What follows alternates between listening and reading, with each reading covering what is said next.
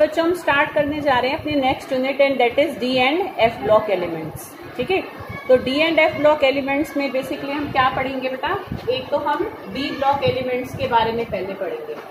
तो D block हमारे basically क्या होते हैं, देखो ब्लॉक वाइज हम कैसे डिस्ट्रीब्यूशन करते हैं एलिमेंट्स का, ये हमने 11th में देखा था कि जब हम एलिमेंट्स का इलेक्ट्रॉनिक कॉन्फ़िगरेशन करते हैं और जिन जिन एलिमेंट्स का last electron d sub shell में एंटर करता है during writing their electronic configuration, तो वो सारे एलिमेंट्स कैसे होते हैं बेटा, डी ब्लॉक के होते हैं।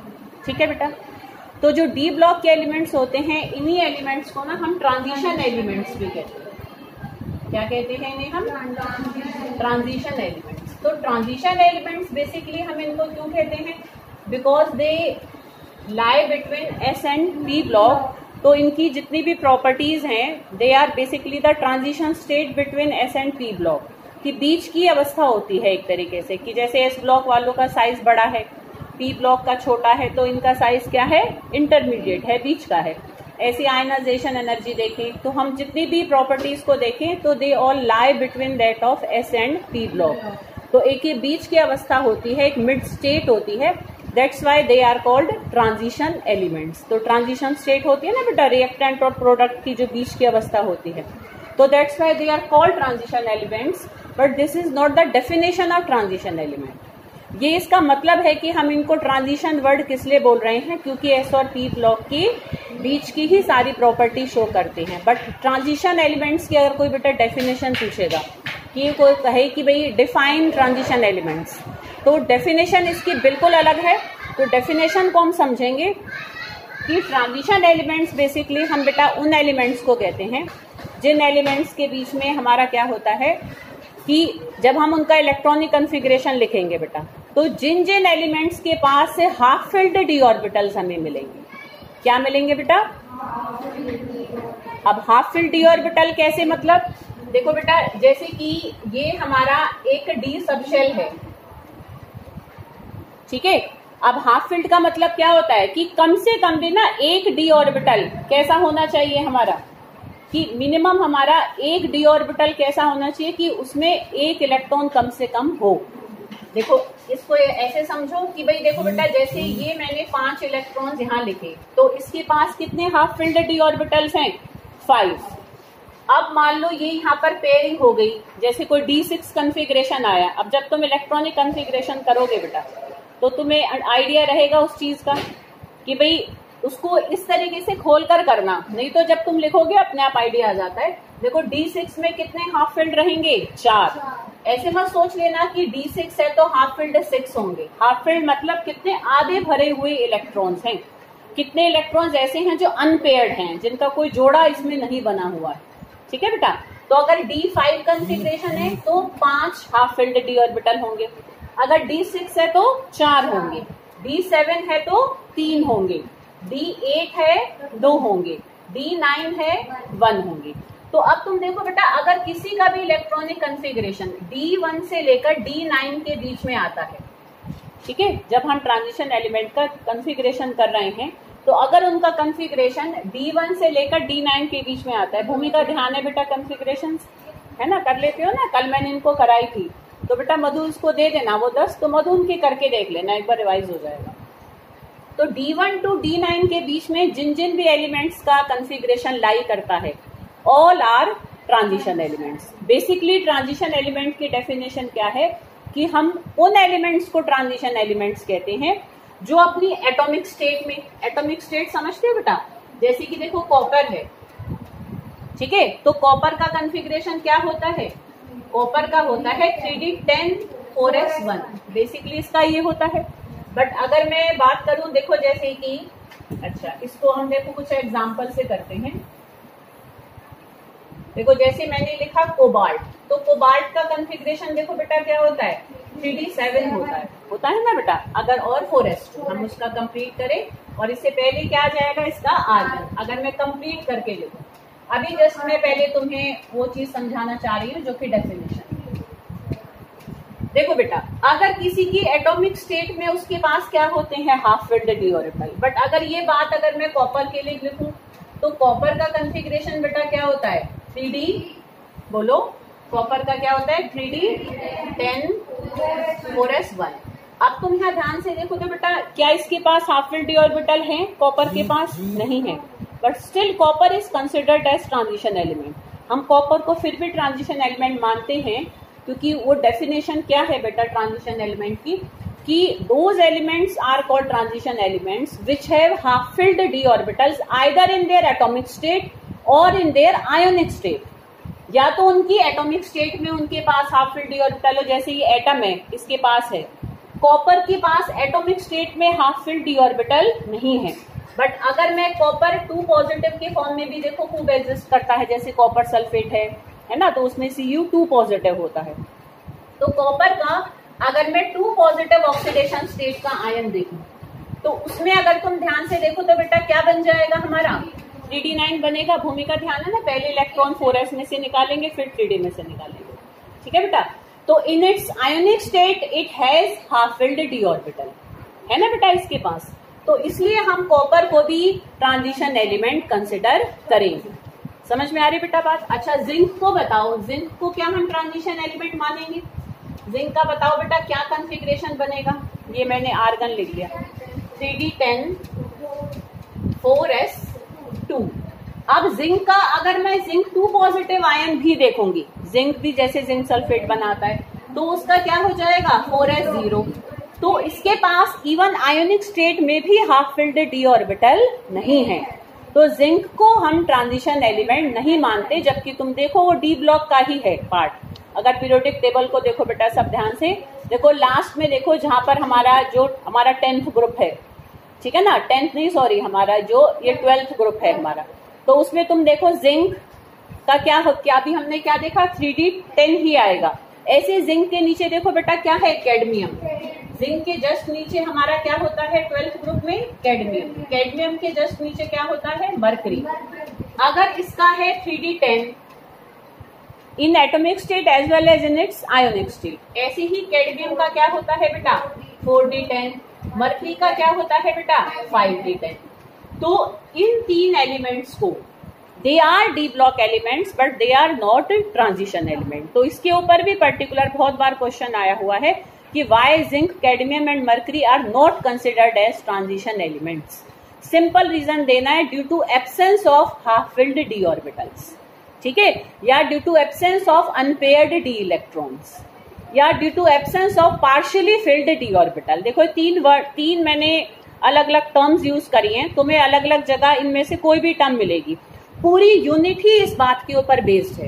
पूरी यूनिट बेसिकली हमारी किसके ऊपर डिपेंड कर रही है कि तुम अब जब हम प्रॉपर्टीज देखेंगे ना बेटा ट्रांजिशन एलिमेंट्स की, तो तुम देखना हर प्रॉपर्टी का जो कॉज है, रूट कॉज है, ज्यादातर सब प्रॉपर्टीज का जो रूट कॉज है वो हाफ फिल्ड डी ऑर्बिटल्स ही हैं, ठीक है। तो हाफ फिल्ड डी ऑर्बिटल की वजह से ही इनकी सारी प्रॉपर्टीज अपना जो एक तरीके से उनका जो भी रूट है उसको दिखाती हैं। जो इनकी अपनी अलग अलग पर्टिकुलर प्रॉपर्टीज होती हैं, एस और पी ब्लॉक से काफी हटकर इनके पास प्रॉपर्टीज हैं, जो कि सिर्फ और सिर्फ उनका रीजन क्या है presence of half filled d orbital, जो कि इनमें नहीं है। तो हम देखेंगे ज्यादातर जगह ये बाकियों के साथ जो प्रॉपर्टीज है उनमें एक डिफरेंस शो करेंगे, जिंक कैडमियम और मरकरी, क्योंकि इनके पास हाफ फिल्ड डी ऑर्बिटल्स नहीं है। समझ में आ रही बेटा बात। तो इसलिए इस चीज को डेफिनेशन में डाला गया है। तो ट्रांजिशन एलिमेंट को हम डिफाइन कैसे करेंगे, फिर ये टर्म बारी बारी यूज करियो बेटा, ध्यान रखना। डेफिनेशन में हमें हाफ फिल्ड डी ऑर्बिटल या अनपेयर्ड डी इलेक्ट्रॉन्स या पार्शियली फिल्ड डी ऑर्बिटल, इस टर्म को जरूर डालना है। तो those elements are called transition elements which have half filled d orbitals either in their atomic state और इन देयर आयोनिक स्टेट, ठीक है। तो उनको हम क्या मानते हैं बेटा ट्रांजिशन एलिमेंट्स मानते हैं। तो पीछे मैंने इनसे रिलेटेड 2-3 क्वेश्चंस लिखे हुए हैं जिनका आंसर शायद मैंने अभी दे दिया है, बट कोई नहीं, अभी हम एक एक करके देखेंगे। अच्छा, अब जब तुम इनका कॉन्फ़िगरेशन करोगे, देखो कल तुमने डिटेल में मैंने तुम्हें कॉन्फ़िगरेशन दोबारा से रिपीट कराया था, बट अब तुम देखो हमें टाइम नहीं वेस्ट करना है। देखो क्विकली कॉन्फ़िगरेशन तुम इसका कर सकते हो। कैसे करके करोगे? देखो बेटा तुम्हें पता है कि जो हमारी फर्स्ट ट्रांजिशन सीरीज है वो कहाँ से कहाँ तक है, ठीक है, सॉरी हमारा स्कैंडियम से स्टार्ट होगी, ठीक है, स्कैंडियम से लेकर और कहाँ तक है हमारी जिंक तक। तो हम इसको लिखें scandium titanium, vanadium, chromium, manganese, magnesium no manganese, manganese, iron, cobalt, nickel, copper and zinc. तो 21 से लेकर एटॉमिक नंबर है हमारा इसका 30 तक। ठीक है, तो this is our first transition series. इसको हम क्या कहते हैं? First transition series. ठीक है, इसको और हम क्या कह देते हैं? 3D सीरीज भी कह देते हैं। ऐसी जो हमारी सेकंड ट्रांजिशन सीरीज है, ठीक है, वो यूट्रियम से लेकर हमारी कहाँ तक है? कैडमियम। ठीक है, इसको हम क्या कह देते हैं बेटा? सेकंड ट्रांजिशन सीरीज, या हम इसको 4D सीरीज भी कह देते हैं। ठीक है, कह सकते हैं। ठीक है, समझ में आ रही बेटा बात? ऐसी ही फिर हमारी क्या हो जाएगी? 5D series. तो 5D सीरीज हमारी कहाँ से शुरू हो जाती है? यूट्रियम के नीचे हाफनियम होता है। ठीक है, हाफनियम से लेकर हमारी मरकरी तक, तो इसको हम 5D सीरीज भी कह देते हैं। फिर हमारा हाफनियम की बजाय वैसे यहाँ लेंथनम होगा, है ना, क्योंकि लेंथनम भी हमारा वैसे होना चाहिए उसको F ब्लॉक का, बट वो होता है D ब्लॉक का एलिमेंट। उसका पूरा रीजन जब हम प्रॉपर्टी करेंगे तब बताऊंगी। ठीक है, शायद थोड़ा थोड़ा मैंने तुम्हें 11th में भी कभी बताया था, बट स्टिल मैं उसको रिपीट करूंगी। तो लेंथनम से लेकर मरकरी तक। ऐसी ही फिर हमारी एक 6D सीरीज भी होती है, जो कि एक्टिनम से लेकर ऐसे UUB तक पहुंचती है। अन बाई एम करके हम इसका नाम लिख सकते हैं। ठीक है, ऐसे हमने नेमिंग करी थी 11th में। तो ये 4 हमारी क्या है बेटा? ट्रांजिशन सीरीज, जिसको तुम इसको कल भी मैंने बताया था, ऐसे याद कर सकते हो। सचिन टाई वाला क्रिकेट में फिर कोई नया कप जीतेगा, ऐसे करके भी याद रख सकते हो। ऐसी जो हमारी सेकंड ट्रांजिशन सीरीज है, इसके लिए भी मैंने कल तुम्हें एक अच्छा सा शेर सुनाया था, ध्यान हो तो। ठीक है, देखो यहाँ से Y से हमारा यूट्रियम, और फिर हमारा देखो ये जिंदगी नहीं मोहब्बत तेरी, रो रो पुकारेगी आजा चांदनी, ऐसे करके हमारी सेकंड ट्रांजिशन सीरीज देखो बन जाती है। Y से हमारा, ये से मतलब यूट्रियम, जिंदगी से जरकोनियम, ये जिंदगी नहीं से हमारा क्या हो जाता है? नायोबियम, फिर हमारा ये मोलिब्डेनम। ठीक है, फिर टेक्नीशियम। तो इस तरीके से हम क्या है पूरी सीरीज को निकाल सकते हैं। बट हमें अपनी इस यूनिट में बेसिकली हमारी जो नीड है वो फर्स्ट ट्रांजिशन सीरीज ही रहेगी, हमें इसी की ही बारी बारी जरूरत पड़ेगी। बट तुम अपने हमें और भी याद होनी चाहिए, तो इस वजह से तो अगर तुम याद करना चाहो तो सेकंड को भी ध्यान रख सकते हो। ठीक है ना बेटा? बट मेनली हमें इसी की जरूरत पड़ती है, क्योंकि हम इसको सीरीज वाइज ही पढ़ेंगे, मतलब पूरा एक साथ पढ़ेंगे। जब पी ब्लॉक अगर तुम्हारे सिलेबस में होता तो हम ग्रुप वाइज अलग अलग पढ़ते थे, मतलब हमें 6 बार सेम चीजों को रिपीट करना होता था। यहाँ ऐसा कुछ नहीं, हम एक ही बार सारी प्रॉपर्टीज को पढ़ेंगे और हर बार हम एग्जाम्पल फर्स्ट ट्रांजिशन सीरीज का ही लेकर चलेंगे, क्योंकि मोस्ट ऑफ द टाइम वैसी वेरिएशन नीचे है, जहां जहां कोई एक्सेप्शनल बिहेवियर है हम उसी प्रॉपर्टी में ले लेंगे। ठीक है, क्लियर? अच्छा, अब जब तुम्हें इनका कॉन्फ़िगरेशन बनाना है, देखो एक सीधा हिसाब रखना, बड़े आराम से सीधा सीधा बनेगा। देखो इनका तुम्हें एटॉमिक नंबर पता है 21 से लेकर 30 तक होता है। जितने इलेक्ट्रॉन इनके 20 से ऊपर हैं, जो एटॉमिक नंबर है ना, जैसे किसी का है मान लो हमारा 25, तो 20 से ऊपर कितने इलेक्ट्रॉन हैं? 5। सीधा कॉन्फ़िगरेशन बनाना, इसका कॉन्फ़िगरेशन बनेगा 3d5 बनेगा। 20 से ऊपर जितने इलेक्ट्रॉन है ना वो उनके डी में आएंगे ही आएंगे। ठीक है बेटा? और 4s2 तुम्हें लिखना ही लिखना। ठीक है, 4s2 को ऐसे का ऐसा लिख दो, जितना 20 से ऊपर इलेक्ट्रॉन है ना 3D में डालकर डायरेक्ट कॉन्फ़िगरेशन बनाना, पूरा 1s2 2s2 खेल तमाशे नहीं करने अब यहाँ पर 12th में। हाँ, आर्गन तो अगर तुम्हें कहीं कंप्लीट वो पूछ रहा है, तब तुम जब कॉन्फ़िगरेशन लिखोगे तब यू शुड राइट आर्गन। ठीक है, तब हम आर्गन को लिखकर ही उसको शो करेंगे, अगर वो क्या है कि इफ एक तरीके से it is asking only electronic configuration. अब मान लो अब तुम्हें इस यूनिट में बेसिकली क्या करना है बेटा, कॉन्फ़िगरेशन पर ही नहीं रहना, हमें मैग्नेटिक मोमेंट्स निकालने हैं, हमें बहुत सारी चीजें निकालनी हैं जो कि हम with the help of configuration find out करते हैं। कलर्ड प्रॉपर्टीज में नंबर ऑफ डी इलेक्ट्रॉन्स निकालने होते हैं, तो those all can be found with the help of electronic configuration. तो उसके लिए तुम्हें कॉन्फ़िगरेशन को नहीं लिखना, तुम्हें मैग्नेटिक मोमेंट निकालना है, बट वो निकलेगा with the help of configuration. तो कॉन्फ़िगरेशन को तुम रफली अपना सीधा जल्दी से करना, भाई आयरन है 26 है, 3d6 होगा इसका, 3d6 4s2, तो इसकी तुम्हें जरूरत पड़ेगी, तो इसलिए पूरा 1s2 2s2 सब लिखने की कोई जरूरत नहीं है। ठीक है, स्कैंडियम का है 4s 2 हो जाएगा 3D1। सिर्फ कहाँ ध्यान में रखना है, क्रोमियम और कॉपर में, है ना, दीज आर एक्सेप्शनल केसेस। अच्छा, इसको भी सीधा ही है वैसे तो हिसाब 24 होता है, तो इसलिए अगर मैं कहूं कि भाई 20 से ऊपर 4 हमारे आ जाएंगे 4s2 हो जाएंगे, बट ये एक एक्सेप्शनल बिहेवियर है, तो वो एक ही इलेक्ट्रॉन तुम्हें यहाँ शिफ्ट करके इसको 3d5 4s1 दिखाना। और ये कितनी बार तुम्हें बता दिए तो शायद तुम्हें याद रहेगा कि क्रोमियम एग्जैक्टली हाफ फिल्ड होता है, कॉपर फुल फिल्ड होता है। ठीक है, बस वहां तुम्हें ध्यान रखना है कि 24 है तो हमें पर इलेक्ट्रॉन 3D में कितने डालने हैं, 5 डालने हैं, पर वो फिर क्या है 4s से निकाल कर ही डाला है, कहीं अलग से तो लिया नहीं है हमने। ठीक है, तो कॉन्फ़िगरेशन डायरेक्ट करना, जल्दी करना। जैसे मैं तुमसे किसी का कभी भी पूछूं कि भाई बताओ निकल का, तुरंत बोलना 3d8 4s2। उसमें टाइम लगाने की जरूरत नहीं, कॉपी पेन लेकर लिखने की जरूरत नहीं है कि लिखने बैठ जाओ कॉन्फ़िगरेशन को। क्लियर बेटा, अरे बात समझ में। तो ये हमने यहाँ पर इनकी डेफिनेशन को देखा, सीरीज को देखा।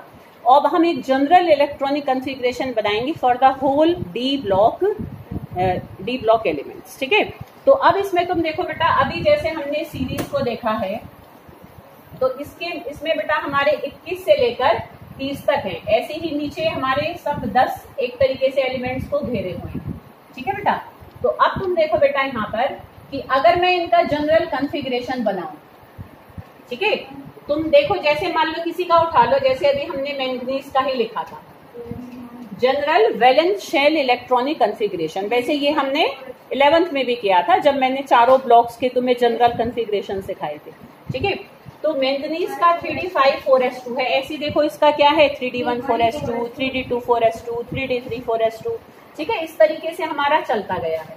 ठीक है, तो अब देखो बेटा जनरल कॉन्फ़िगरेशन हमारा क्या होता है कि general valence shell electronic configuration की बेसिकली हम उस शेल का, ज्यादातर तो वैलेंस शेल हमारा कैसा होता है बेटा, आउटर मोस्ट शेल होता है, बट यहाँ आउटर मोस्ट कौन सा है, 4th शेल। पर आउटर मोस्ट से अंदर वाले शेल के डी सब शेल के इलेक्ट्रॉन भी यहाँ बॉन्डिंग में पार्टिसिपेट करते हैं, क्योंकि इनके बीच में एनर्जी डिफरेंस बहुत कम होता है। ठीक है, तो इजीली वो भी यूज हो जाते हैं इन बॉन्डिंग। तो अब जनरल वैलेंस शेल कॉन्फ़िगरेशन में वो सब ऑर्बिटल हमें लेने हैं जो बॉन्ड बनाने में हिस्सा लेते हैं। तो सबसे बाहर वाले को अगर मैं मानूं n, तो सबसे बाहर वाले का s ही यूज हो रहा है। भाई देखो यहाँ पर है 4th, but second transition series में आ जाएगा 5s, फिर 6s, फिर 7s। तो हमने आउटर मोस्ट के लिए n रख दिया। अब s में अभी तुम देखो कि ज्यादातर के पास 2 है, पर कॉपर और क्रोमियम के पास हमारा क्या था, 1 था। ऐसे ही जब हम और नीचे आते हैं ना बेटा, तो और नीचे में हमारा क्या हो जाता है कि 3d3 तो मैं नहीं कहूंगी अब उसको, फिर मैं जैसे 5d3 में भी 2 इलेक्ट्रॉन s में से शिफ्ट होकर वो 5d5 भी हो जाता है हमारा। तो 2 इलेक्ट्रॉन भी ट्रांसफर हो जाते हैं हमारे कुछ जगह पर। क्यों? क्योंकि जितना हम शेल टू शेल मूव करते हैं, तो देखो फर्स्ट शेल और सेकंड शेल में जितना एनर्जी डिफरेंस है, सेकंड और थर्ड में कम हो गया, थर्ड और फोर्थ में और कम हो गया, फिर और कम हो गया।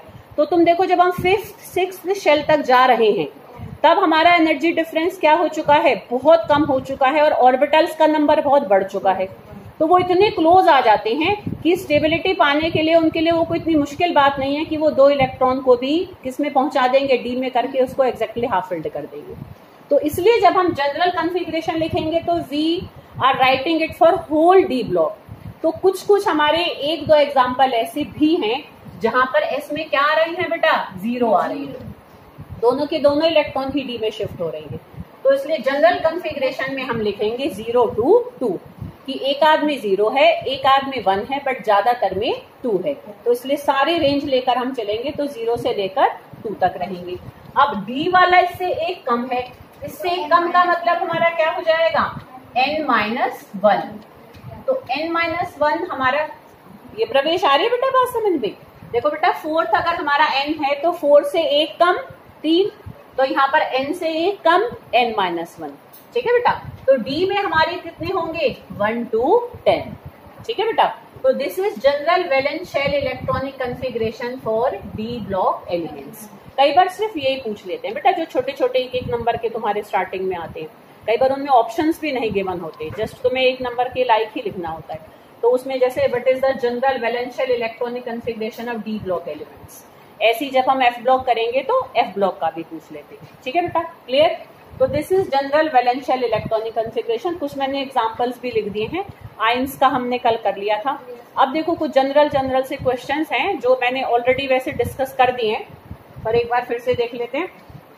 वो क्वेश्चन आंसर के फॉर्म में बोर्ड में तुम्हारे आए हुए हैं, तो मैंने क्वेश्चन आंसर के फॉर्म में नोट्स में लिखे हुए हैं। तो देखो जैसे कि why, zinc, cadmium and mercury are not transition element but still they are studied with transition elements. ठीक है, तो एक ये क्वेश्चन आया हुआ है तुम्हारा। तो इसका रीजन बता सकते हो मुझे कि जिंक, कैडमियम और मर्करी हमारे ट्रांजिशन एलिमेंट्स क्यों नहीं होते? बताओ, अभी थोड़ी देर पहले बताया था। हाँ, due to absence of half filled d orbitals in them. ठीक है, तो क्योंकि उनके पास हाफ फिल्ड डी, ये मत लिख देना due to absence of d orbital, गलत हो जाएगा। डी ऑर्बिटल तो हैं, सबसे ज्यादा भरे हुए हैं उल्टा इनके पास, due to absence of half filled d orbitals. ठीक है, आधे भरे हुए डी ऑर्बिटल्स नहीं है इनके पास एक भी। तो due to absence of half filled d orbital they are not considered as transition element but they are studied with transition elements because they are d block elements. ठीक है, though they are not transition element but they are d block elements, तो they are studied with other d block elements. फिर हमें एक पूरी जो हमारी क्या है, एक तरीके से पीरियोडिक टेबल है, उसकी सिमेट्री को भी हमें मेंटेन रखना है, उसके एक रैशनल क्लासिफिकेशन को भी मेंटेन करके हमें रखना है ना। तो हम इनको अलग कहीं नहीं रख सकते, तो हमें इनके साथ ही रखना पड़ेगा और इनके साथ ही स्टडी करना भी पड़ेगा। और कुछ प्रॉपर्टीज जो कि हाफ फिल्ड डी ऑर्बिटल पर डिपेंड नहीं करती, वो तो इनकी उनकी ही जैसी होती हैं, तो उनको हम पढ़ते हैं। जैसे कॉम्प्लेक्स फॉर्मेशन है, हमारी पूरी यूनिट है नेक्स्ट कोऑर्डिनेशन केमिस्ट्री, तो कोऑर्डिनेशन कंपाउंड बनाने की इनकी टेंडेंसी बाकी एलिमेंट्स के जैसी ही है, क्योंकि वहां कोई हाफ फिल्ड डी ऑर्बिटल का रोल नहीं होता है। ठीक है बेटा, क्लियर? तो इसलिए हम इनको पढ़ते उनके साथ हैं क्योंकि ये डी ब्लॉक के हैं और हमें एक पीरियोडिक टेबल का पूरा क्लासिफिकेशन मेंटेन रखना है, तो that's why they are studied with other d block elements, या हम कहें अदर, या हम कहें कि विद ट्रांजिशन एलिमेंट्स। ठीक है ना, कोई भी वर्ड हम रख सकते हैं। अरे बेटा बात समझ में? तो ये आया हुआ था, तो उसके अकॉर्डिंगली मैंने आंसर लिख दिया है। नेक्स्ट हमारा देखो, एक ये क्वेश्चन तुम्हारा बहुत बार आया हुआ है कि कॉपर, सिल्वर एंड गोल्ड। तुम अब ध्यान से क्वेश्चन को भी पढ़ना। नोट्स में ना कई बार पता है, जो खासकर ऐसी यूनिट्स हैं जो इतने ज्यादा मार्क्स की हैं, ये तुम्हारे ये और एल्डिहाइड कीटोन्स, कार्बोक्सिलिक एसिड्स, ये सबसे ज्यादा मार्क्स की दोनों यूनिट्स हैं। ऑलमोस्ट इसी में बच्चा पास हो जाए अगर इन दो यूनिट को अच्छे से कर जाए तो। अब एक एक वर्ड इसका छोटा छोटा कोना इंपॉर्टेंट है, तुम क्वेश्चन पढ़ो इसका, जहां मैंने लिखा हुआ है कि वाई, कॉपर, सिल्वर, गोल्ड, उसके ब्रैकेट में मैंने एक वर्ड, दो वर्ड लिखे हुए हैं। क्या लिखा हुआ है? कॉइनेज मेटल्स या कॉइनेज एलिमेंट्स। यही आ गया था एक बार बोर्ड में कि व्हाट आर कॉइनेज, एक तरीके से व्हाट इज कॉइनेज मेटल या व्हाट आर कॉइनेज मेटल्स, ऐसे करके आया हुआ था। ठीक है, तो मैंने तो वैसे ब्रैकेट में नाम डाल दिया था, तो मैंने समझा दिया था बच्चों को। तो कॉइनेज मेटल्स बेटा उनको कहते हैं जो कॉइन्स बनाने के काम आते हैं, जो सिक्के बनाने के काम आते हैं। तो कॉपर है, सिल्वर है, गोल्ड है, इनके सिक्के होते हैं ना, कॉइन्स होते हैं। तो जो एलिमेंट्स या मैं कहूँ जो मेटल्स हमारे which are used in making coin, ठीक है ना, कॉइन्स, तो उनको हम क्या कहते हैं? कॉइनेज मेटल्स कहते हैं। और शायद या तो ये पूछा था व्हाट आर कॉइनेज मेटल्स, या ऐसे पूछा था give examples of coinage metals, ऐसे करके इस पर क्वेश्चन आया हुआ है। तो एग्जांपल तुम्हें पता ही है, कॉपर, सिल्वर एंड गोल्ड। तो कई बार ऐसे भी कहीं कहां से नोट्स में से निकल आए हमें नहीं पता। ठीक है, तो पर क्वेश्चन ये नहीं था, क्वेश्चन ये था जो अभी मैं समझाने वाली हूँ। कॉपर, सिल्वर एंड गोल्ड, दो दे है फुलफिल्ड डी ऑर्बिटल्स। देखो जैसे कि कॉपर के पास हमारा कितना है? कॉपर का है हमारा 3d10, सिल्वर का है हमारा 4d10, ऐसे ही गोल्ड का है हमारा 5d10। ठीक है, तो जबकि इन सबके पास फुलफिल्ड डी ऑर्बिटल्स हैं, ठीक है, but still they are considered as transition element, but इनको हम ट्रांजिशन एलिमेंट मानते हैं। तो बताओ इनको क्यों मानते हैं? बताओ, ये भी मैंने बता दिया था अभी पहले ही, क्योंकि आयनिक स्टेट में इनके पास पार्शियली फिल्ड डी ऑर्बिटल्स हैं। कि अगर मैं इन सबकी ही 2 पॉजिटिव ऑक्सीडेशन स्टेट को कंसिडर करूं, ठीक है ना, तो दे हैव, यहाँ पर हमारा क्या हो जाएगा कि इसमें, अरे 1 रहेगा, सॉरी, कि यहाँ पर ये क्या होगा, इसका 4s1, इसका 5s1 और इसका 6s1। तो एक इलेक्ट्रॉन यहाँ से जाएगा, एक यहाँ से जाएगा, तो सबके पास D9 D9 D9 कॉन्फ़िगरेशन आ जाएगा। क्लियर? अरे बेटा बात समझ में? तो in their ionic state they have partially field, one partially filled d orbital, so they are considered as a transition elements। ठीक है, एनी प्रॉब्लम? कुछ पूछना है? ऐसे देखो बेटा, एक क्वेश्चन जो तुम्हें वैसे तो मैंने 11th में करा रखा था, तो उसको हम अपनी नेक्स्ट वीडियो में डिस्कस करेंगे।